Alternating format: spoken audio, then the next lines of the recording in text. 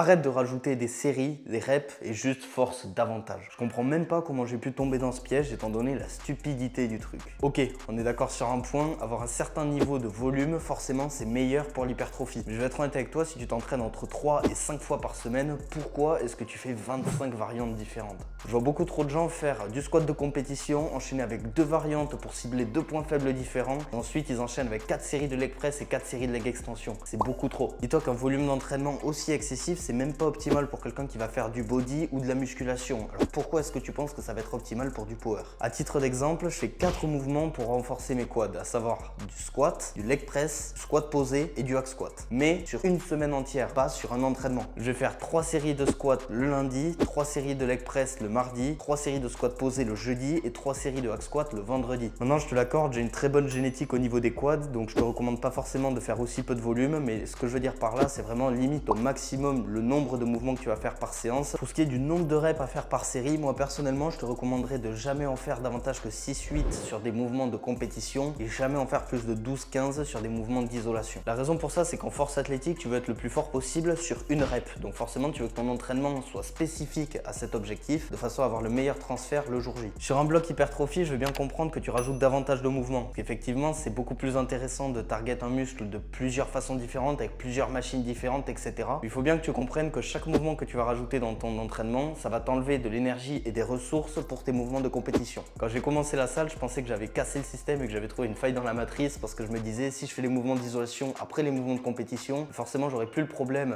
d'avoir la fatigue qui transfère sur les mouvements de compétition et donc je vais pouvoir être le plus fort possible et derrière maximiser mon hypertrophie. Sauf que ça, c'est sans compter le fait que tu as plusieurs séances dans une semaine. Évidemment, si tu fais du squat, que tu enchaînes avec du leg press, que tu récupères 48 heures et que derrière tu enchaînes sur ton squat, ben, tu te douteras que forcément tu seras moins performant sur ton squat si tu as fait du leg press en plus. C'est évident étant donné que tu as des mouvements en plus et donc de la fatigue qui s'accumule en plus même avec ta récupération. Maintenant qu'on soit clair, je t'encourage absolument pas à faire une programmation full SBD. Je pense que ça reste quand même extrêmement intéressant de prendre des mouvements pour prendre du muscle rapidement et de façon beaucoup plus efficace que les mouvements de compétition tout seul. Maintenant, il faut parler d'un autre sujet, la spécificité des mouvements que tu vas intégrer dans ton entraînement. Je sais qu'il y a des gens qui intègrent du leg extension dans leurs entraînements en pensant qu'ils vont prendre en force plus tard. Je vais être honnête avec toi, je ne pense pas. J'ai une question à te poser. Qu'est-ce que tu penses qu'un leg extension va travailler qu'un hack squat ne travaillerait pas par exemple? Ou même qu'un leg press ou que des fentes? L'intérêt de travailler ce genre de mouvement, c'est que tu vas avoir le pattern de mouvement le plus proche possible de ton squat de compétition et donc tu vas pouvoir avoir le meilleur transfert possible le jour J. En plus de ça, ce genre de mouvements, ils sont beaucoup plus intéressants d'un point de vue hypertrophique puisque ce sont des mouvements à forte tension d'étirement et pas des mouvements à forte tension de contraction. Autre chose d'important, c'est de trouver des mouvements d'isolation qui sont compliqués aux endroits où tu as du mal sur ton mouvement de compétition. Je m'explique. Si tu fais un squat et que tu as du mal vraiment tout en bas du squat, bah peut-être qu'intégrer un hack squat par exemple, si ta machine de hack squat fait que le profil du mouvement est plus dur en bas, ça peut être intéressant. À l'inverse, par contre, tu vois, si tu es au développé couché et que tu bloques par exemple au milieu, ça peut être intéressant d'intégrer une machine où c'est plus compliqué au milieu. L'idée, ça va être de travailler avec la tension la plus élevée à l'endroit où toi, tu as le plus de mal sur ton mouvement de compétition. J'en profite pour te rappeler que si tu es intéressé pour augmenter ton SBD, je t'ai créé 2 programmes. Un programme SBD 12 semaines et un programme SBD 24 semaines. Si tu es intéressé par ces programmes, je te mets le lien dans la description. Maintenant, on va passer au nombre de séries à faire par mouvement. Malheureusement, je ne peux pas te donner de nombre exact étant donné que tout va dépendre de ta génétique. Donc, c'est-à-dire que si tu as une bonne génétique, tu peux te permettre de faire beaucoup moins de volume et quand même avoir de très bons résultats. Mais aussi de la fatigue que tu vas avoir, notamment par rapport à ton travail. Donc, forcément, tu te doutes bien que quelqu'un qui s'entraîne sur le chantier et quelqu'un qui est secrétaire dans un bureau, ça va pas être exactement le même niveau de fatigue et donc va falloir adapter l'entraînement en circonstances. Personnellement, je fais toujours entre 3 et 5 séries par mouvement. Donc, je suis davantage axé sur les 3 séries pour les mouvements de compétition et davantage axé sur les 5 séries pour les mouvements d'isolation. La raison, c'est que je préfère largement mettre lourd sur les mouvements de compétition et un petit peu plus léger sur les mouvements d'isolation. Souvent, les mouvements d'isolation, je commence par 3 séries la première semaine, 4 séries la deuxième semaine, 5 séries la troisième semaine et ensuite je reviens avec 3 séries mais un petit peu plus lourd. Ça me permet de monter graduellement le volume et donc prendre en masse sur le long terme. L'avantage à faire ça, c'est que mon volume par séance, c'est quasiment toujours le même, mais pourtant j'ai quand même une augmentation graduelle du volume par mouvement, suivi évidemment d'une augmentation d'intensité et d'une réduction de volume.